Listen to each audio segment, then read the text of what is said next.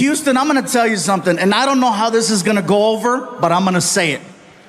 I would be an amazing gay partner. I would, all the way up until that one part, but even then. Have you ever driven a Lexus? Those are nice. Sometimes you got to take one for your own team. I'm just saying.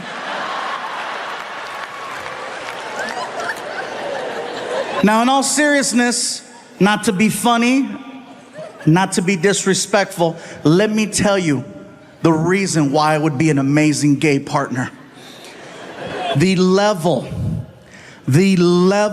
of communication between two men is so high, I might actually get an answer. There might be clarity and understanding. I might hear a yes, I might hear a no. Do you know how many relationships I have been in where I still don't know the outcome to certain conversations? Very simple yes or no questions. That's what I would do. Something as simple as, baby, you hungry? Well, I haven't eaten yet, so I probably should eat something, but I'm not feeling it right now. But if I don't eat right now, you know how I'm gonna get later. So I guess it's probably a good idea if I start eating right now. But it really depends on the options. What do you think? Ah!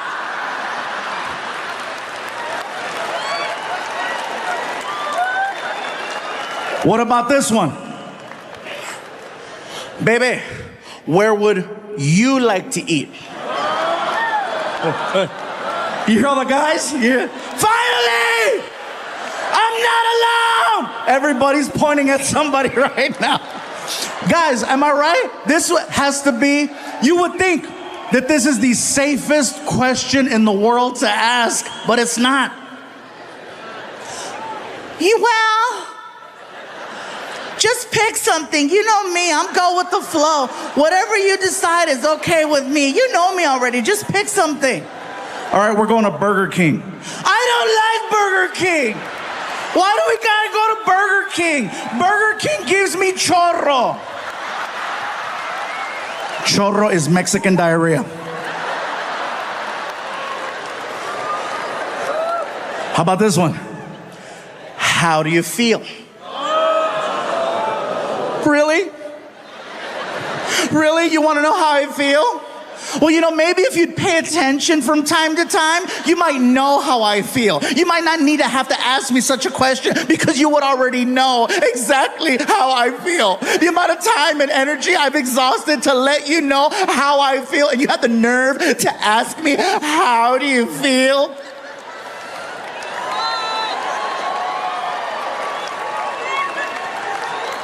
Now imagine the exact same conversation between me and Mr. Lexus. Do you know how efficient that conversation would be? Hey, bro, you hungry? Thought you'd never ask. What do you want to eat? Whatever you want to eat. We're going to Burger King. I love Whoppers. Me too. We go to Burger King and we tear it up. We get back home and I ask him, hey, how do you feel? Horny. Me too. How do you want to do this? Heads or tails? It would be efficient.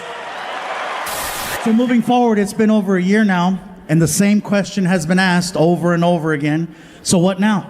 Are you gonna, start over? You're gonna get back up on that horse? You're gonna get a girlfriend? You're gonna get a wife, start a new family? What are you gonna do? And I'm like, I got dogs. I'm good right now. I know what it's like to be single for a long time, and I know what it's like to be in a relationship for a long time. And there's pros and cons to both. I can only speak for the guys on this one. Some guys. Guys, you ever been single so long you start to question whether or not it's by choice? And then you find yourself saying things like, guess I'll be single forever, just nobody wants me, nobody wants me, nobody wants me. Some of you are laughing because you have that friend. A lot of you are quiet because that's you right now. And then you notice how sometimes all it takes are just a couple of minor changes, a couple of minor adjustments to get back in the game. Like maybe you start cutting your hair different. Maybe you start dressing better. Maybe you start, I don't know, showering and shit. Someone takes notice and decides to give you a chance, and now you're back in the game. And there's no greater feeling in the world than that of being in a brand new relationship, because you're just so happy. You're so happy. You're the most optimistic person in the world. Nothing can mess your day up when it's brand new. You can miss your bus on the way to work. There'll be another. You could get fired. Guess it wasn't meant to be. You are so freaking happy. And then you start to reflect on your life before the relationship. And you remember how you would look at your phone and it would never ring. You know, you thought it was broken because it wouldn't ring. There's no text messages. You look at your DMs, nothing. But the minute you get into a brand new relationship, like magic, your phone, text message, ding, your social media, now you got numbers in there. People in the street are talking to you, and then you say this out loud: where were all these people at when I was single? Answer: they were there the whole time. The difference is you were not this happy. I found out that happiness is one of the most attractive things in the world. Who doesn't want to be around someone who's positive? You know? Well, unless you got COVID, never mind. Nice, pleasant, a joy to be around. Good energy. You know who really notices just how happy you are, guys, when it's a brand new relationship? Other women. Not your woman, other women. They can't help but notice how happy you are. They stare at you and they point. Look at him. Look how happy he is. I bet I can change that. Guys, you are now blood in the water and the sharks are out. And if you've never been hunted before, it is one of the scariest things in the world. Because usually you don't know you're being hunted until it's too late. You're over there minding your business, you're in your relationship, you're trying to make it work, and here they come.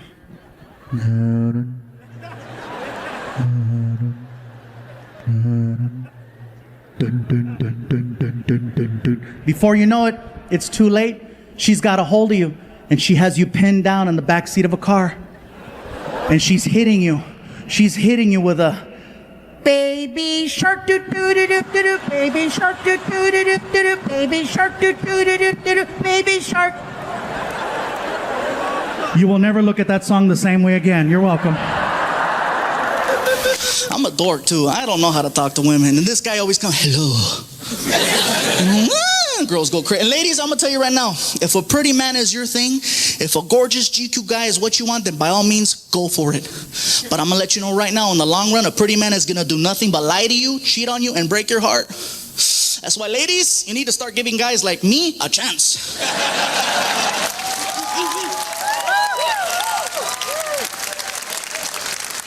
That's right, because I'm gonna tell you guys right now, the worst thing I'll ever do is have dinner without you.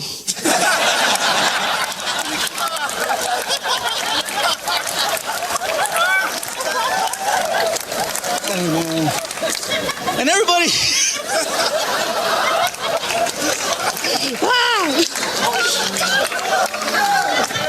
look at some of the girls.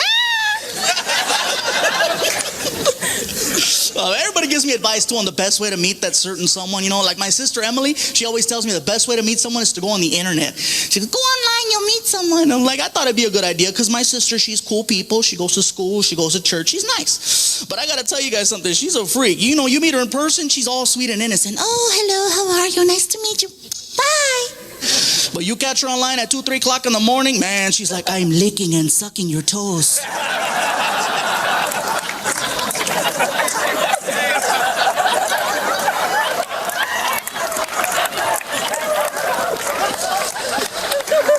Ooh, do you like it? Now see, that's scary. It is, because I had no idea she was online. I was like, yeah, I like it.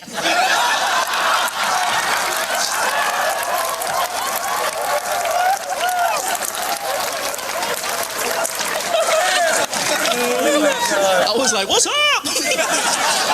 I see my sister the next day. She's like, I met someone. I said, me too. Check it out. I got some sandals. What's up?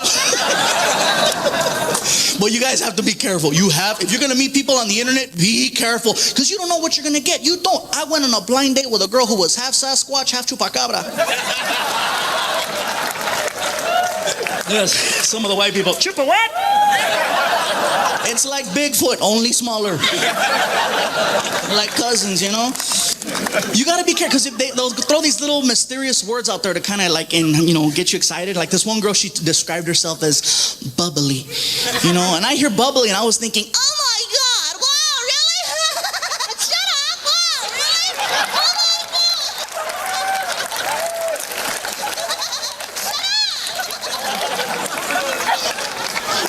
Man, and instead what I got was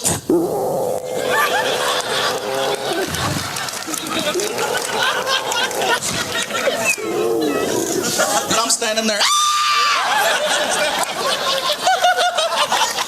You have to be careful. And I said, you know what?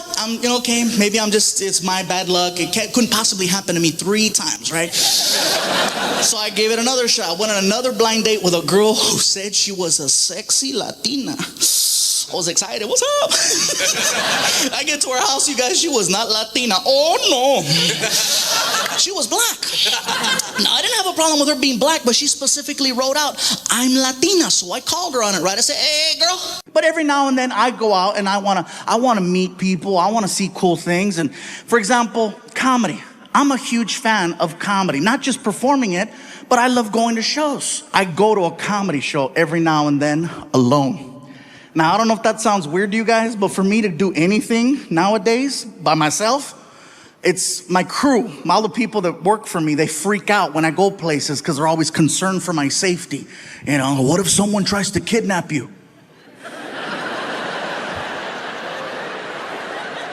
Well, they're gonna earn it. I got into a fight with some of my team members and I said, you know what, I'm going out. I bought myself a ticket and I went to go watch Chris Rock one night in concert. Now, I says, you know what? Maybe I can make my way backstage and I don't know, if I get lucky, maybe I'll say hi to him. I've always wanted to meet him. So I go to the side of the stage and I run into security and I said, hey. He looked at me and said, Fluffy! And when he did that, I said, hey, listen, I forgot my keys. I'll be right back. And the guy's like, yeah, keep going. Get your keys, get your keys, get your keys. I'm like, oh my God, that shit worked.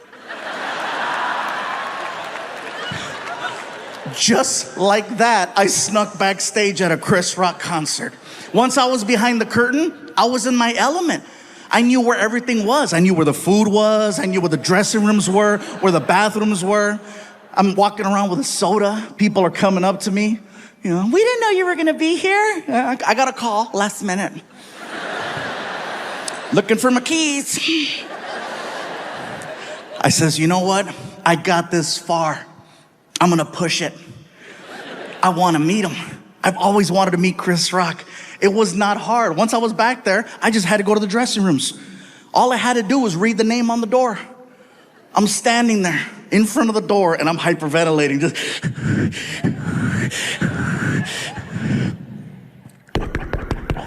the door opens up and there's this man in there, this bodyguard who's just massive. I'm a big guy, but damn, dude was huge. As soon as he opened the door, just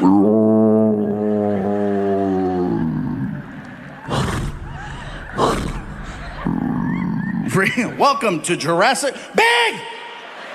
Grandote! And I'm standing there and I'm like, hi. And he's like, can I help you? Yes, my name is Gabriel. I'm a comedian. I wanted to see if I could say hi to Chris Rock, if that's possible. You say you're a comedian? Yes. Well, then you understand Chris is going over his material right now. He really ain't trying to talk to nobody. So I'll tell you what, player, if you want to come by after the show, you're more than welcome to. But right now, it's not a good time. Chris Rock is a busy man.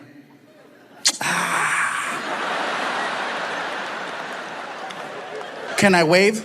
Excuse me? Can I wave? What you mean? Can I wave at Chris? I don't have to come in. Can I wave? Chris Rock is in the room. He can hear the stupid conversation that's taking place. I know this because I can hear Chris Rock in the background.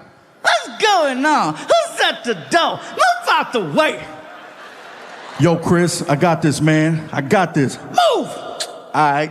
And the guy stands to the side, and now I'm looking at Chris Rock, and he recognized me, and it freaked me out. Oh, yeah, it freaked me out. He's like, ah, shit. Look who it is. Look who it is. It's the king of the Mexicans.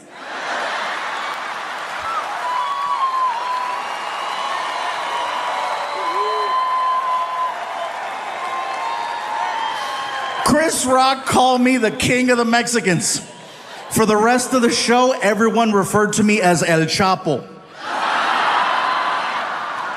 I'm in the middle of trying to deal with this whole situation with my son watching these videos and not going to work. And while I'm doing this, I get the most random phone call I have ever gotten.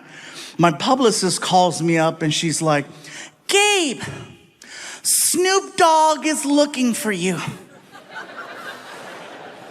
Excuse me? Snoop Dogg, I know who Snoop Dogg is, but what do you mean he's looking for me? Well, he's looking for, is he looking for me or is he looking for me?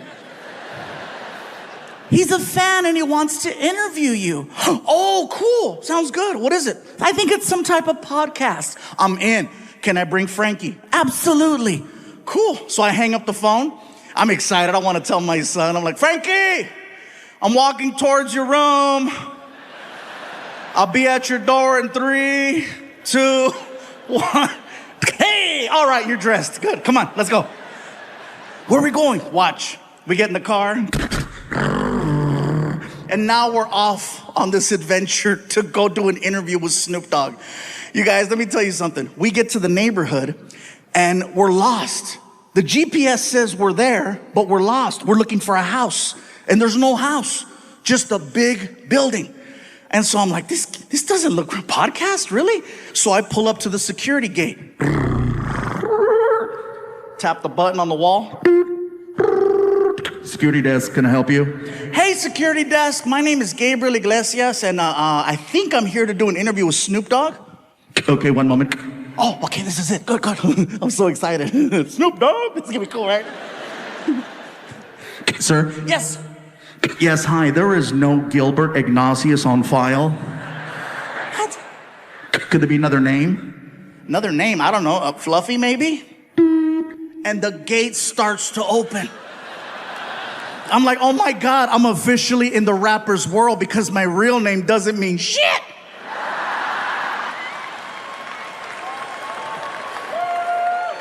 So we drive in. And we're passing all of these reserved parking spaces. Reserve. And we get to my space, which is basically an orange cone that has Fluffy handwritten on it. And a bunch of other names crossed off. So Frankie moves the cone, I park the car. We walk into the building. My publicist is waiting for me, right? And she's like, Gabe, you made it. Frankie, how are you? Listen, I just finished talking to Snoop. Wow. He is everything you think he is and just a little bit more. He is so sweet. I cannot believe he was charged with double murder. He told me to just walk you guys into the studio and he'll be right back. He said he had to go outside and get in the right headspace or something. Okay, cool. So she walks us into Snoop's studio. I'm thinking I'm there for a podcast. Come to find out, it's for a TV show. Snoop has a TV show where he interviews celebrities. Everyone in the room is waiting for Snoop to return. You can hear the small talk, you know.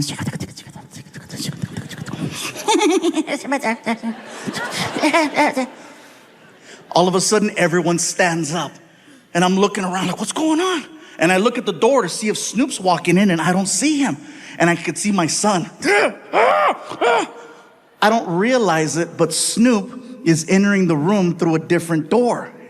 I don't realize it till like the last second. I'm like, what do you? So I jump up, I push in my chair. I'm so nervous, I don't know how to address him. So I'm like,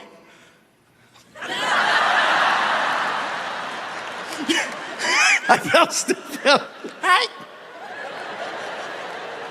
Snoop walks over to me, and he's so cool, you guys. He's so cool. He walks over to me, and he grabs my hand. He's really strong. He pulls me in, and he says, yo, what it do, baby boo? How you feel?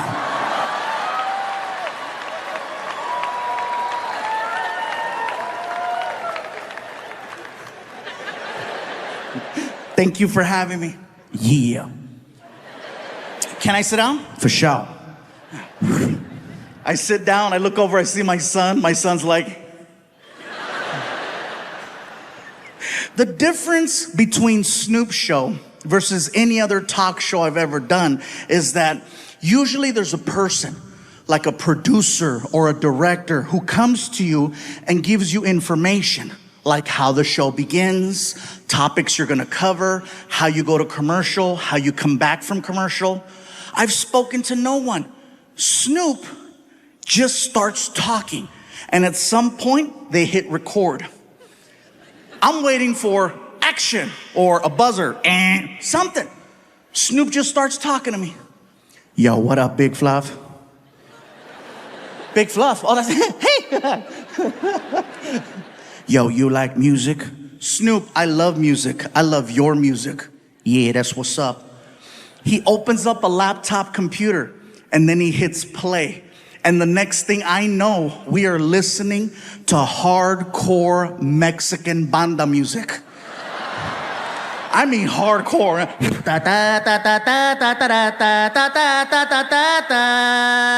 And you can hear gunshots in the song.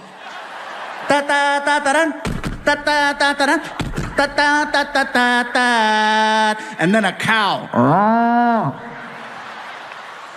And the whole time Snoop is like, I love it when he go moo. What?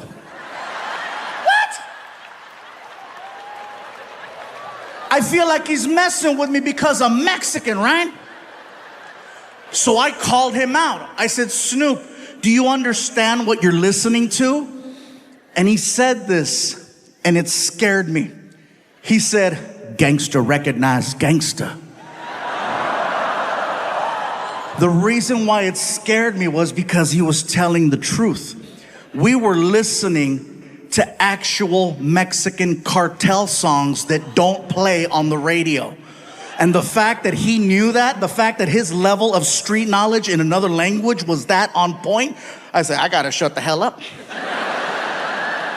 Don't speak unless spoken to. That's the code. Next thing I know, Snoop reaches under the desk and he pulls out the biggest blunt I have ever seen. Oh, this sucker was huge. As soon as he pulled out that freaking blunt, I got excited because I wanted to grab my cell phone. Okay? I wanted to grab my cell phone so that I could take a selfie of Snoop in the background being Snoop. So while I'm fumbling, trying to get my phone, Snoop starts talking to me again. Yo, Big Fluff. Yeah, what? Hit that while I hit this.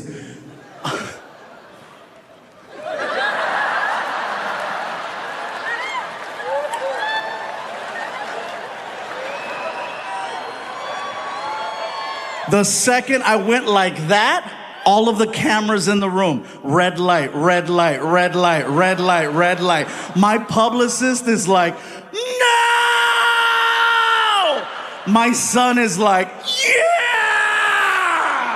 After I performed in the Middle East, I had one of the longest flights of my life coming home. It's probably about a 26-hour trip, okay? We left out of Kuwait and we had about 4 stops. It was long. When I got home, I was so tired. I turned on my phone to check my messages, and I had a voicemail message from a guy by the name of Channing Tatum, okay? Now, for those of you not worrying, let me explain who that is. Channing Tatum is the new Hollywood hot guy. He's the guy that comes out on all these movies, really good looking, ripped. You know, he's making a lot of films. And there's a voicemail on there from him. Gabriel Iglesias, this is Channing Tatum. Please call me at your earliest convenience, blah, blah, blah, blah, blah, blah, you know. And I'm like, oh, okay. So I called him up. You know, hello. I go, hi, this is Gabriel Iglesias. I'm calling from Mr. Channing Tatum. He yells, Fluffy! Hello? Oh, dude, man, I'm a huge fan. Hey, listen, bro, really quick. I only have like a minute. Look, bro, I'm doing a new movie and I want to see if you're interested in reading and auditioning for one of the parts. I go, sure, bro. I'd be happy to audition for your movie. What's it called? He goes, the movie's called Magic Mike.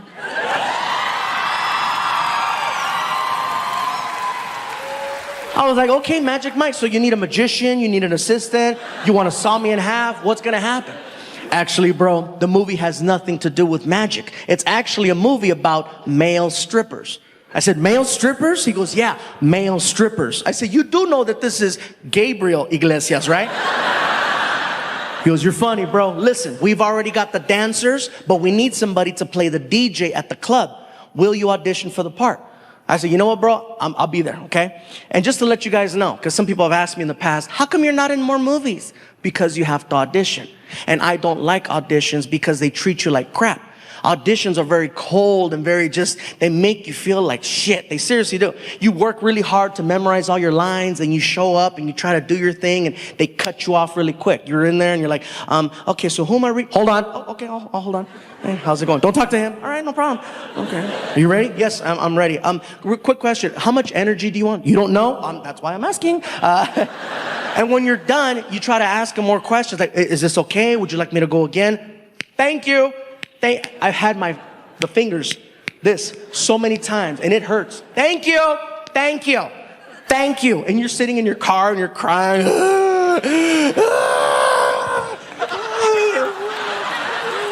They don't like me. It's a terrible feeling, so I don't like putting myself through that. But since I got a phone call from the guy, I'm like, all right, I hope it's a little bit different. So I show up to the audition, I'm sitting in the lobby, and it's funny because anytime there's an audition, everybody at the audition, usually they're looking for a specific type. And so everybody that's sitting there with me looks just like me. Everybody in there's big, everybody's sitting there, everybody's all happy and jolly and stuff, and we're all looking at each other trying to outdo each other. Like, no, I look more like me than you do. You don't look like me. No, this is what they want. No, this is what they want, you know. So the receptionist looks at me, she goes, Mr. Iglesias, they'll see you now. And I'm like, okay, cool, here we go. Let's see how this goes. So I start mentally preparing myself for the problems that happen in there. I walk in, I don't say anything to anyone. I walk in, there's 3 people in the room. I close the door. And I just look over at the casting person who's sitting on her desk and hello. And the camera person and the person I'm reading with all jumped up and yelled, Fluffy! And they ran over to me and they started hugging me and pulling out camera phones. Now I'm taking pictures with them. Next thing you know, they call a receptionist, Judy, get in here. And girl comes in. Now I'm taking pictures with 4 women. We're going back and forth. I'm like, this is different. And I go, wow, this is very refreshing. Thank you. I says, who am I reading my part with? And the casting person says, this is a formality. They've always wanted you for the part. And they said, if you showed up, it's yours. So basically, we've already called your agent since you showed up. Really? Yeah, this is great. So I get to my car. My agent is blowing up my phone, right? And I answer the phone. I go, hello. He's like, dude, you nailed that audition.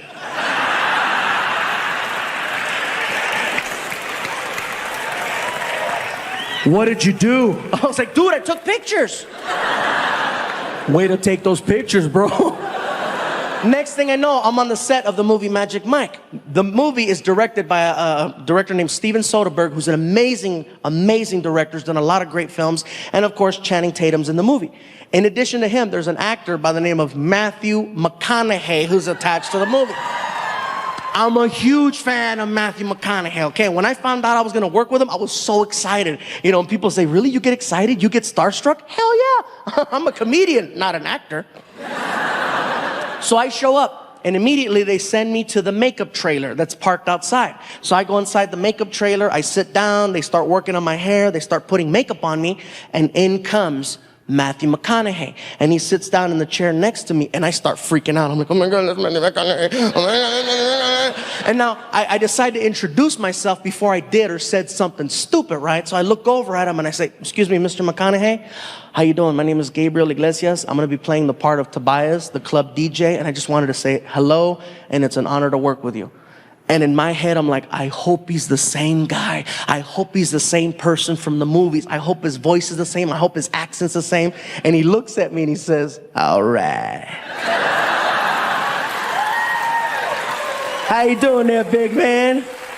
You doing good? I'm doing good. All right. And I'm spazzing out. And they pull my ass out of the trailer and they take me onto the set. And the majority of the shots in the movie Magic Mike are shot inside of a strip club, okay? It's on a stage, and I'm very comfortable up here. But the cool part for me is I'm on the side of the stage inside of a DJ booth, so I don't have any worries. The director comes up to me and he says, listen, Gabe, you got all your speaking roles in the film, but in addition to that, you are the key background in every shot when it comes to the dancers. He goes, the guy on stage is the eye candy, but you're the guy that provides the ear candy, and you need to express yourself and give me energy. Can you do that? Yes, sir. Let's do this. Next thing I know, all right, everybody, here we go. And quiet on the set. And action. All of a sudden, the dancing. Dancer comes out, camera starts panning just like that one, right? And all of a sudden, I'm in my DJ booth, and I start DJing it up.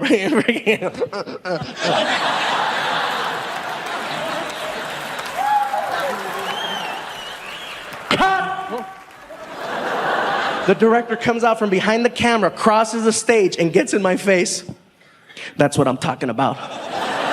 Give me more. I go, okay. All right, here we go. Quiet on the set and action. And I take off.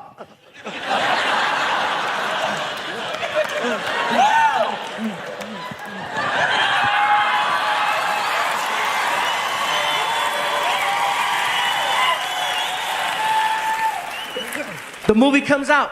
I attend the screening of the film with my girlfriend at Warner Brothers Studios. We're sitting there and we're waiting for that part to come up. And I tell her, baby, it's coming, watch. Sure enough, the camera starts panning. And you see the dancer, you can't even see his head. All you see is his body all freaking ripped and moving. And in the background, in the DJ booth, you cannot see any of the DJ equipment because it's all below the line of the camera. All you see in the background is some chubby pervert in a box having the time of his life.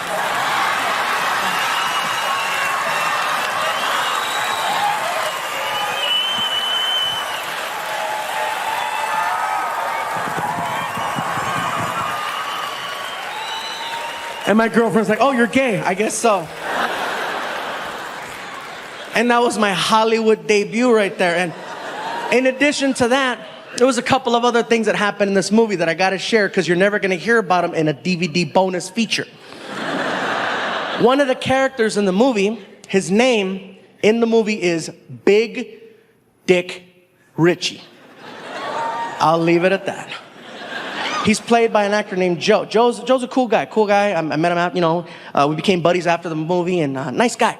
He's big, he's ripped, okay? And his whole thing is he comes out on stage and he's dancing behind a silhouette. So all you see is the shadow of him dancing for 3 minutes. And after the 3rd minute, he grabs his G-string, and this is how he finishes his performance. He tears it off, exposing a shadow of,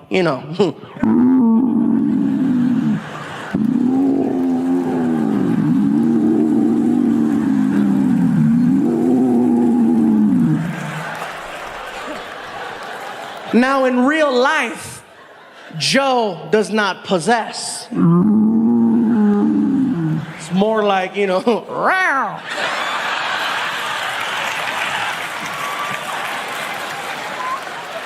Don't laugh too hard. That's most of us, okay? Now, because they needed to make this scene happen and we're shooting it in Hollywood, they made a phone call to an adult film company that was up the street. And they got a hold of their props department. And they said, basically, what we need is about 45 impressive male rubber parts to be brought down to the set of the movie Magic Mike so we can attach one of them to an actor for a scene.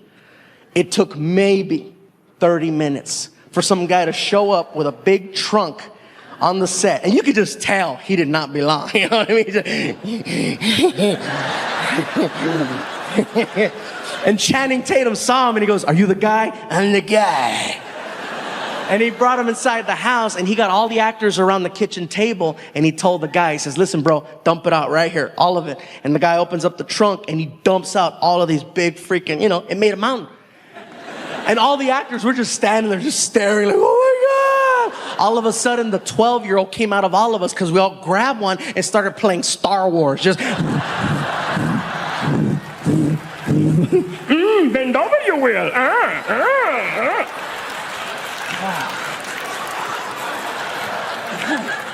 And that's something you're not going to hear about in the True Hollywood Story or something like that. And another thing I got to share about this experience doing the movie Magic Mike is that we shot it in 2 locations. We shot it in Hollywood and we shot it in Tampa, Florida.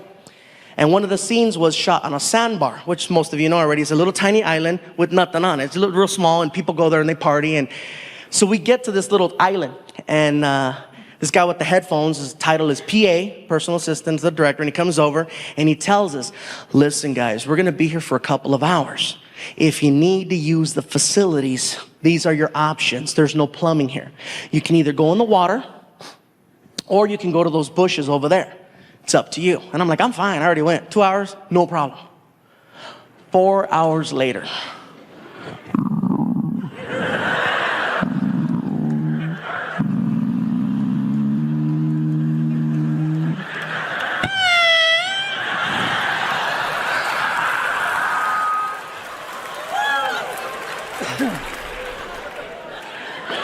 What do you need? Listen, bro, you guys said we were only gonna be here for like 2 hours. It's going on 5. My stomach is killing me. What's the story? We're gonna be here for like another 3. The director has some more shots. Oh, you have your options. Thanks. So the first thing I look at is the water, okay? And to put it into perspective for you guys, the water's like right there, okay? And all the actors are like right there, okay? So it's like, are you kidding me? I'm not gonna go pop a squat in the water in front of all those actors just so somebody can walk by and go, Fluffy's killing fishes. No.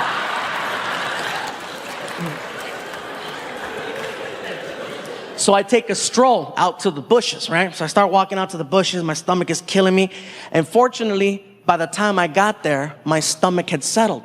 So I no longer had to go number 2. But since I was there, go make it rain, you know what I'm saying? So I'm in the bushes and I'm doing my thing, and all of a sudden I start hearing noises, just and you know how you could just feel when somebody's standing like right next to you? And I couldn't turn around because, I was doing my thing. All of a sudden, I see a shadow, a long shadow, and it's coming in my direction. And I see that and I'm like, ha ha, funny Joe, that's funny. All of a sudden, that shadow started to pee. Because, after COVID, I wasn't sure what was going to happen. You know what I'm saying? Like, the only good thing I can say about 2020 for me was the fact that for some reason I managed to lose 70 pounds. Yeah. Thank you. Yeah, I lost 70 pounds. People ask me, what's your secret? I said, it's no secret. They closed all the goddamn restaurants. That's a secret. I didn't know how to cook. That was the secret. It was me at home with a Foreman grill making weenies. But yeah, we were on tour in Kalamazoo, Michigan when we got the news that we had to go home. And then we came home and we all turned on our TVs and we watched them lie to us. I'm not trying to be a conspiracy person, but they told us, remember? It's only going to be 2 weeks. That's it. They told us 2 weeks. All right? Ladies and gentlemen, we'd just like to ask that you go home for 2 weeks. Be with your loved ones. Be with your family. Just 2 weeks while we figure things out. Dr. Anthony Fauci has given us some new information to go by. Just 2 weeks. That's all we need. Just 2 weeks. And I apologize for using the same stereotypical old white voice. But that's the one that they used. Because that's the one we listen to in a time of crisis. It couldn't be any other voice. It couldn't be, no, hombre, cállate, shut up, mira. Nomás 2 weeks, okay? Nomás tú, you're gonna go home con tu mamá y tu papá. And if COVID come to the house, you tell COVID, hey, no está aquí, güey. Come back another time, it's okay. Just 2 weeks. It couldn't be any other voice. It couldn't be, I tell you what, this is what you're gonna do, goddammit. You're gonna take your ass home, you're gonna hunker down. You're gonna hunker down, and if COVID shows up at your front door, get her done right there to the face. Okay, that's what you're gonna do. Just 2 weeks. It couldn't be any other voice. It couldn't be, all right, listen up. Okay, this is what's gonna happen. You're gonna go home, you're gonna be with your family and them, right? And if, oh, you don't wanna laugh at the black voice, huh? Whatever, that's your guilt, not my guilt. I'm fine. I'm fine. But yeah, just 2 weeks. That's what they told us. 2 weeks. And 2 weeks turned into 2 months, turned into half a year, turned into a year plus. And little by little, they told us who was most at risk for COVID-19. Come to find out, it's people over 45, okay? People who are overweight. Here we go.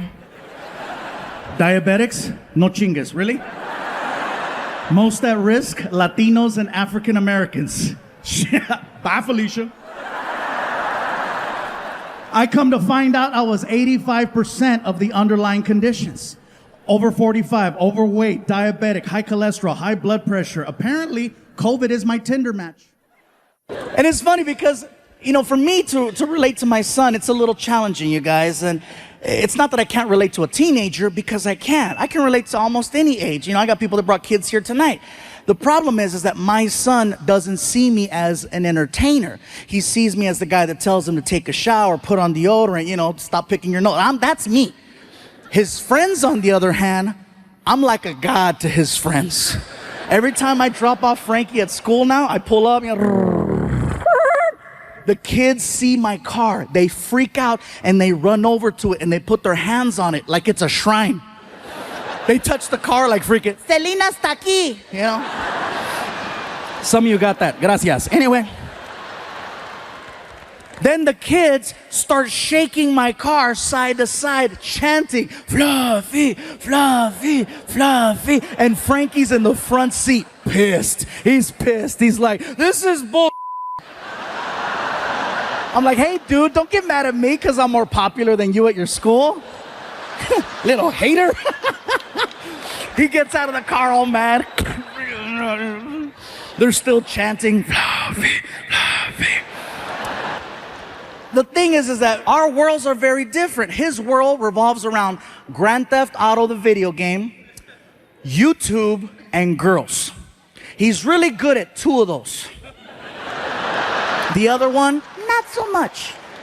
And it's not that I'm trying to be a hater about it. It's just that I tell Frankie, listen, you need to start having more conversations. You need to become more talkative and interact like this. See, he'd rather text than talk. That's his whole thing. I'm like, dude, you gotta learn, you know, start to talk to me. I wish you would talk to me more. You could learn a lot about talking by talking to me. I'm just saying, I only do it professionally. But no, he'd rather text. It's at the point now where if I'm in the house and I yell, Frankie, did you take out the trash? Nothing. All of a sudden, cling. I take out my phone? No.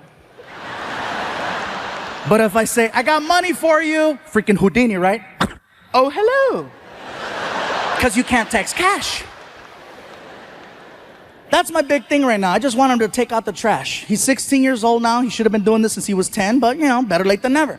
And what he does is he'll sit in the living room and he tunes out the rest of the house. He sits there and he'll put on these headphones that I got him for Christmas a couple of years ago.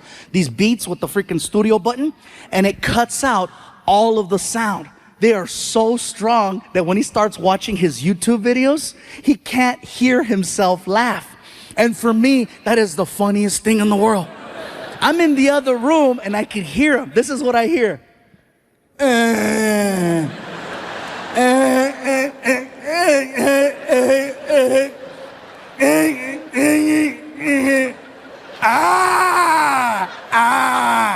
I'm in the other room like, who brought the Germans? And so I walk out into the living room and I see Frankie and he's laughing at his phone and I gotta flag him down. I go, hey, hey, hey. And he'll take him off. What's up, Dad? I go, Frankie, can you do me a favor? Can you please take out the trash? Okay. And then he puts them back on. What? Now? I go, yes. Now?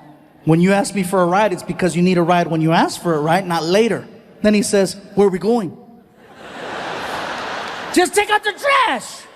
And then he does it. He takes out the trash, but he acts like he's doing me the biggest favor in the world. And he stares me down and he doesn't break eye contact. He's like,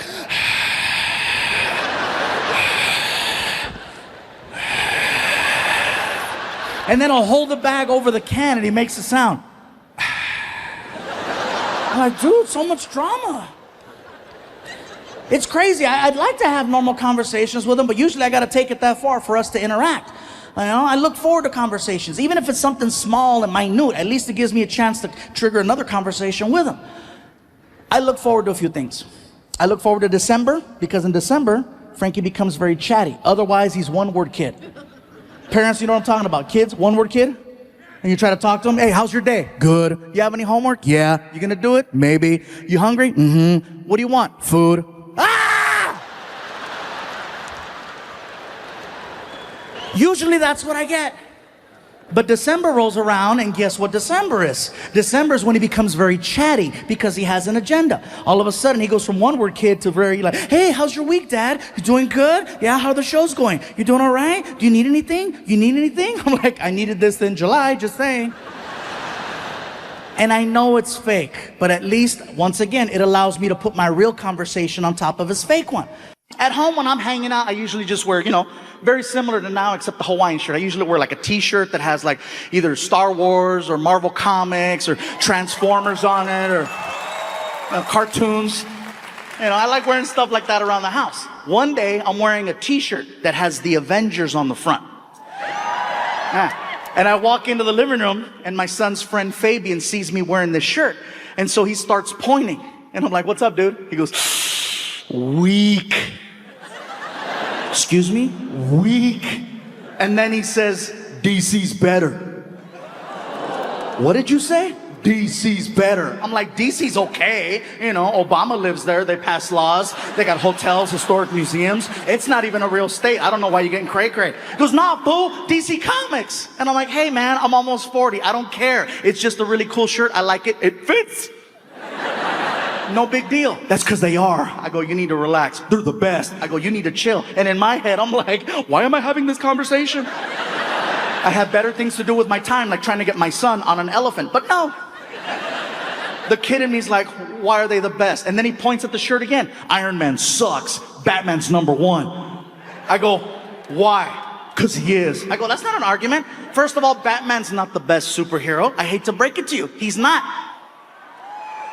I can hear people already getting ready to boo. They're like, oh, no, Fluffy, don't go there. Don't go there, Fluffy. Don't do it. Yes, I'm going to do this. Watch this.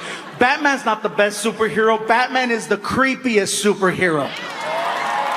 Batman is the creepiest superhero that has ever lived. He even sounds creepy. I'm Batman. I'm Batman. You don't recognize that voice? Want some candy? Help me find my puppy. Hello, he only comes out at night. His face is always covered up. He's always waiting in alleys. And who does he talk to? A guy named Joker, a guy named Riddler. His name is Batman. Joker, Riddler, Batman. Joker, Riddler, Batman. Those are Mexican gang member names. Can you imagine if that was Batman's real identity at night? I'm Batman. During the day, no, chingue su madre, soy Batman, loco. Todo el pinche día aquí trabajando y luego le parte la madre Joker. I'm Batman. I said, all right, Fabian, Mr. Batman's the best. Based on my t-shirt says Marvel Comics. I said, I see Thor, I see Captain America, I see Iron Man. Who are some of the superheroes that DC Comics has that makes them better than Marvel? Go. Batman, you said that. Superman, that's a good one. Wonder Woman, okay. Green Lantern, whoa. I said, I know the other superheroes, but Green Lantern? What's his power? He wears a ring, and the ring gives him power. I said, that's a fantasy. I don't know any man who wears a ring who has power.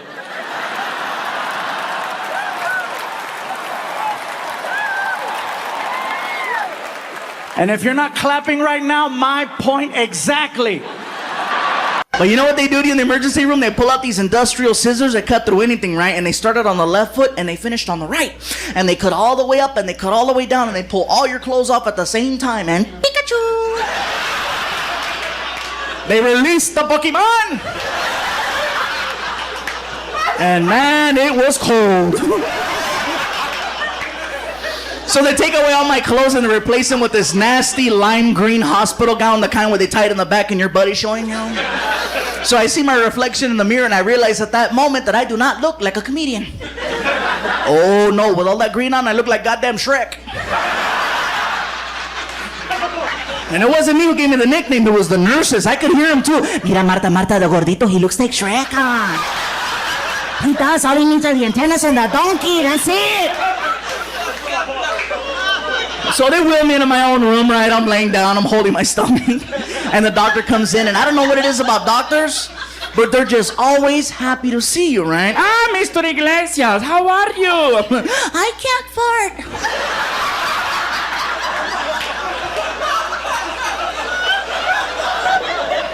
No, Mr. Iglesias, don't worry, we'll take care of everything. Just do me a favor, roll over on your side. I'll be right back. So he goes over to the wall and he gets these little gloves.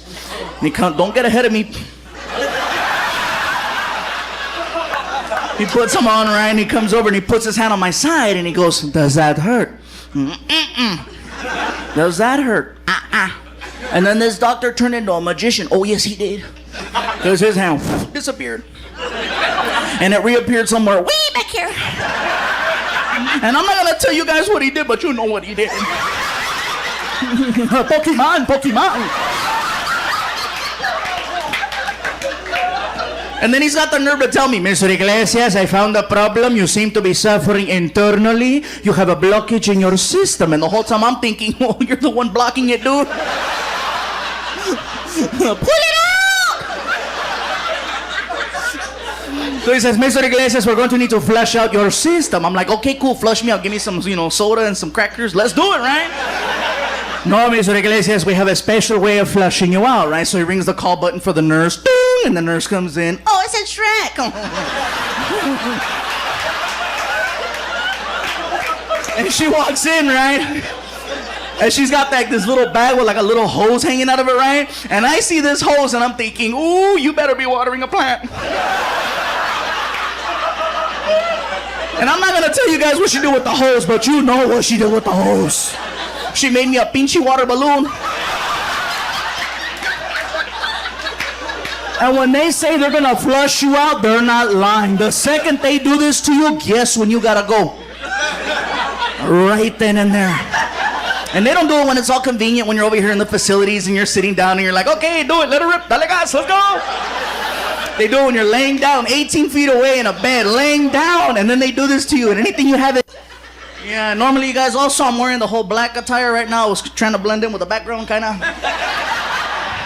Actually, I'll tell you guys the truth. Normally, when I perform, I always wear Hawaiian shirts. That's my thing. I love wearing Hawaiian shirts. And people ask, why do you wear Hawaiian shirts? Are you Hawaiian? I'm like, no. I go, why do you wear them, cabrón? Because they fit. I'm serious, man, because you guys know when you're fluffy, fashion is secondary. It is, man. And I say fluffy, that's the politically correct term. For those of you that don't know, there's actually 5 different levels of fatness. If you don't know them, let me tell them. There's big, there's healthy, there's husky, there's fluffy, and there's damn.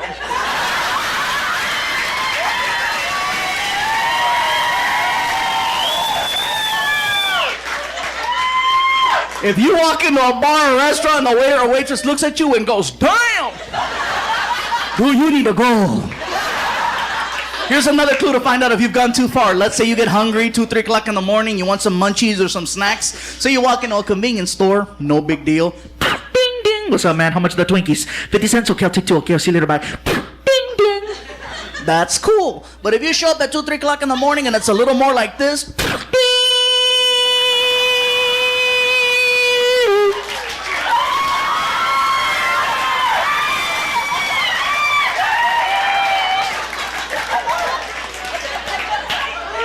Go home. You've gone too far. It's cool being fluffy though. My ex-girlfriend, she was cool. She was fluffy too. She was, man. I used to call her up in the middle of the night and all my friends would always tell us how romantic we were. I'd call her up, no big deal, right?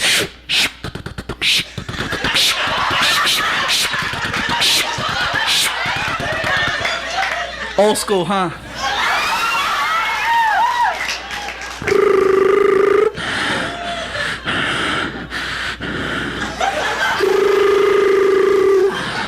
Pick up the phone. Hello. Hey. What are you doing? I'm laughing. I'm just here?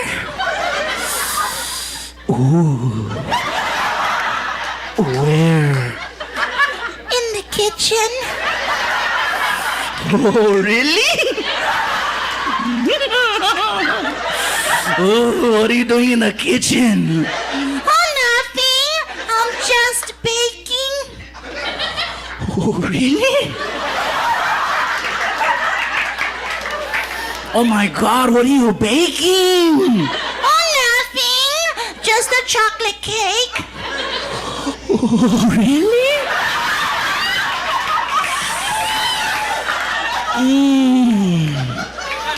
Oh, baby, say it slow. Say it slow. Chocolate cake. I will tell you, though, that I did not handle the breakup well. She was, in fact, the first breakup, like real. She was my first true love. I'll just say it. She was my first true love. And I did not handle it well. You're supposed to have your heart broken when you're like 12. When you have your first crush. That's when you're supposed to have your first heartache, not in your 40s. It's supposed to be when you're young, when you're little, when you're resilient, you know? You're like, you realize it's not gonna work out, so you're devastated. No! And yeah. Not when you're in your 40s. So without divulging too much information, let me just tell you that when everything was finalized, I was at the gas station and I got a text message basically saying, everything's been signed, it's official, it's turned in. And I'm like, oh wow, okay. I get in the car, I start the car, and then I put it in drive. And that's when it hit. That's when it became real. That's when it was like, oh my God, I can no longer go home. That's no longer an option. I have messed things up. I can no longer go back to what I called home. I have to restart my life right then and there at the gas station. And I had a full-blown meltdown. And some of you know that my tour came to an end a while back and people were wondering, is it drugs? Is it alcohol? Is it mental health? I was going through my first breakup. How was I supposed to be an effective comedian when I couldn't stop crying? You know what I mean? It was like, it was bad. And you guys have heard the shows before. You know I never bring this up. It was the lowest point of my life. I had never felt so sad, weak, vulnerable, depressed, lonely, everything all rolled into one. And it was at the lowest point of my life that I found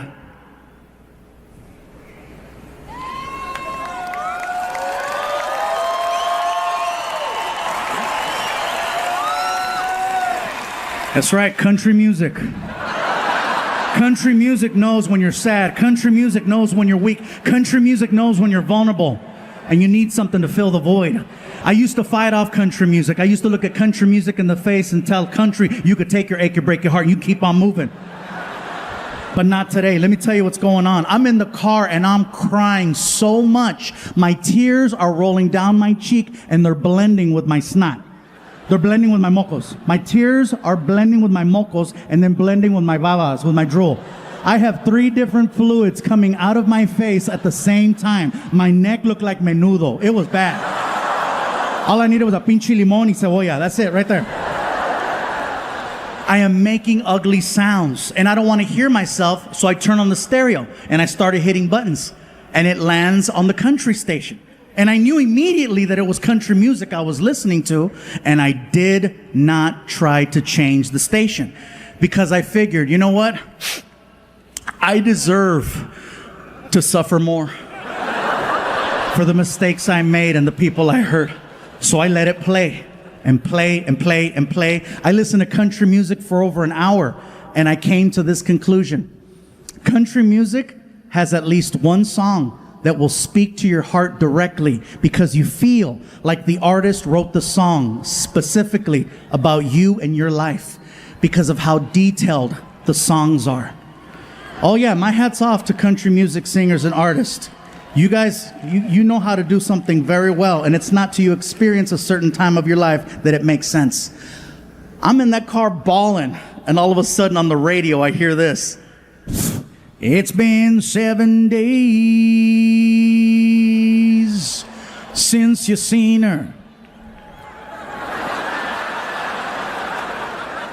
How does he know it's been 7 days since I've seen her? You just can't get her off your mind. 'Cause every little thing that you do or say is another reason you pushed her away. And now you're sitting in your car, all alone. How does he know? Make it stop! And it doesn't stop. It keeps kicking you on the ground, reminding you what a piece of crap you are. You should have gone home and locked the door, but you was outside being a whore. And now you're sitting in your... I am super excited, you guys. Let me tell you, this is our 19th year coming to Chicago, okay? 19 years.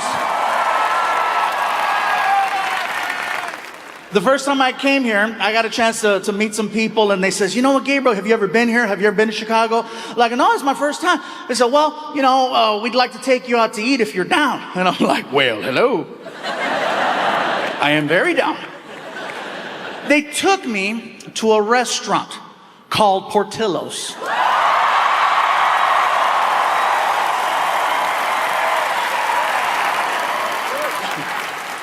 You heard of it? So we get there, and it was very, very good. The hot dogs were delicious. I had a chicken chop salad. It was amazing. Had a beef dip, really, really good.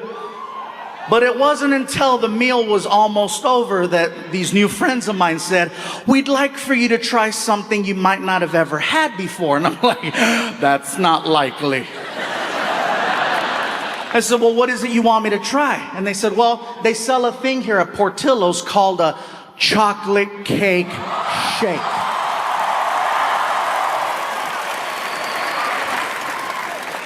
I said, you had me at chocolate.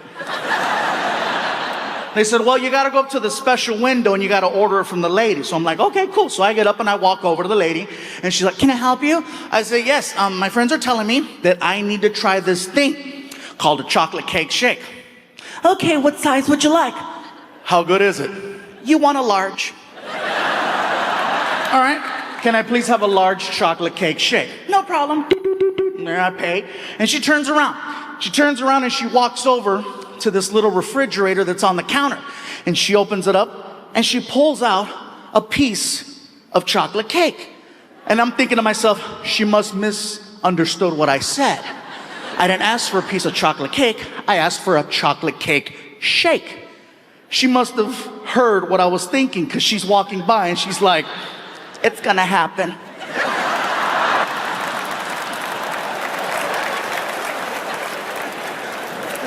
She walks over to the blender, she takes the freaking lid off, and she just looks at me and does this. And I was like, no. And she's like, oh yeah. She pours it and she hands me this like 44-ounce chocolate shake, which is way more than anybody should be drinking. The straw was so thick you could almost fit your thumb in it, okay? So I grab the shake and I begin to attempt to drink it. So I'm just, and I can see the shake. Sometimes.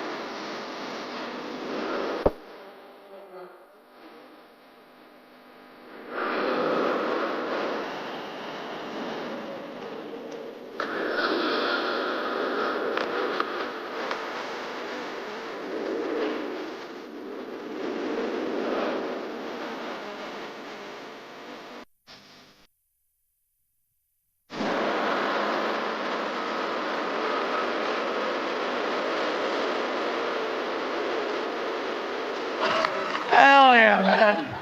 Oh, and by the way, before I forget, I know I have a habit in my shows of sometimes throwing a little Spanish in there. If you don't understand Spanish, I do apologize, okay? I promise I will be translating. I don't want anybody freaking out or reporting me to the management with concerns or issues, you know. What the hell is going on in there? What kind of show is this? No, somebody better hit the SAP button on that some real quick. I didn't pay good money to hear some Samoan speak Spanish.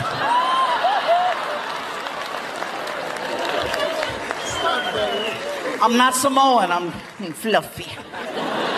I didn't know why the guy thought I was Samoan, you know? And I've had this happen a couple times where people go, "Are you Hawaiian?" I'm like, no. No, not just a shirt. I thought it was just a shirt, but no, how could it just be a shirt? Just because you wear a freaking sombrero, that doesn't make you Mexican. I see white people Cinco de Mayo wearing a sarape, walking a donkey with a sombrero. You don't look at them and go, "Hola, amigo." No, you're like, "Hey, Ted. Hi." You know, and he's walking around, "Hola, come on, stupid donkey. Donkey, come on." I don't get it, man. I'm just trying to do my thing. But it's funny, though. I didn't know why the guy thought I was Hawaiian until I actually went to Hawaii. I found out that Hawaiian people actually look like swollen Mexicans. They do. I got off the plane. I looked around. I was like, "Oh, my God, my family." Even they were like, "Aloha, brother. Lo que le, malo, malo." Órale.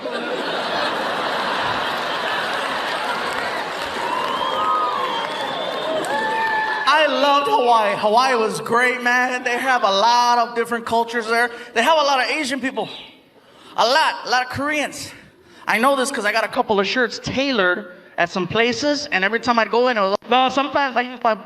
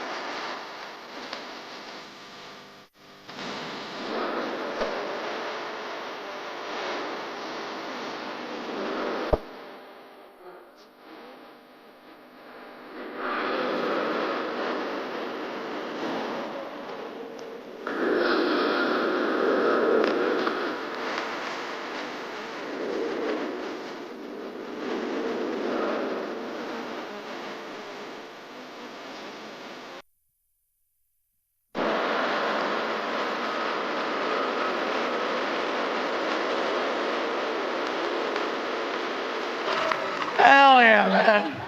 Oh, and by the way, before I forget, I know I have a habit in my shows of sometimes throwing a little Spanish in there. If you don't understand Spanish, I do apologize, okay? I promise I will be translating. I don't want anybody freaking out or reporting me to the management with concerns or issues, you know. What the hell is going on in there? What kind of show is this? No, somebody better hit the SAP button on that some real quick. I didn't pay good money to hear some Samoan speak Spanish.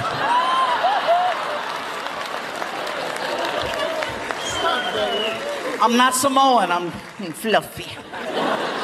I didn't know why the guy thought I was Samoan, you know?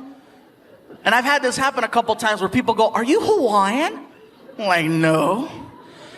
No, not just a shirt. I thought it was just a shirt, but no, how could it just be a shirt? Just because you wear a freaking sombrero, that doesn't make you Mexican. I see white people Cinco de Mayo wearing a sarape, walking a donkey with a sombrero. You don't look at them and go, "Hola, amigo." No, you're like, "Hey, Ted. Hi." You know, and he's walking around, "Hola, come on, stupid donkey. Donkey, come on." I don't get it, man. I'm just trying to do my thing. But it's funny, though. I didn't know why the guy thought I was Hawaiian until I actually went to Hawaii. I found out that Hawaiian people actually look like swollen Mexicans.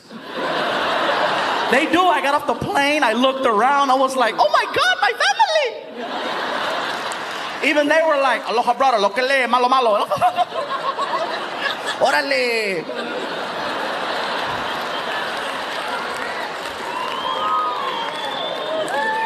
I loved Hawaii. Hawaii was great, man. They have a lot of different cultures there. They have a lot of Asian people. A lot of Koreans. I know this because I got a couple of shirts tailored at some places, and every time I'd go in, it was always a Korean lady, an older Korean lady who was mean. I'd walk in, and this one lady always had a comment to make. I'm there for a week, and every day she had a different comment. I walk in one day and I couldn't say anything either because she was 75 years old. I can't say nothing back, you know, but there I am walking in. The lady behind the counter. Oh, look at who's here. One time I was trying to check into a hotel and she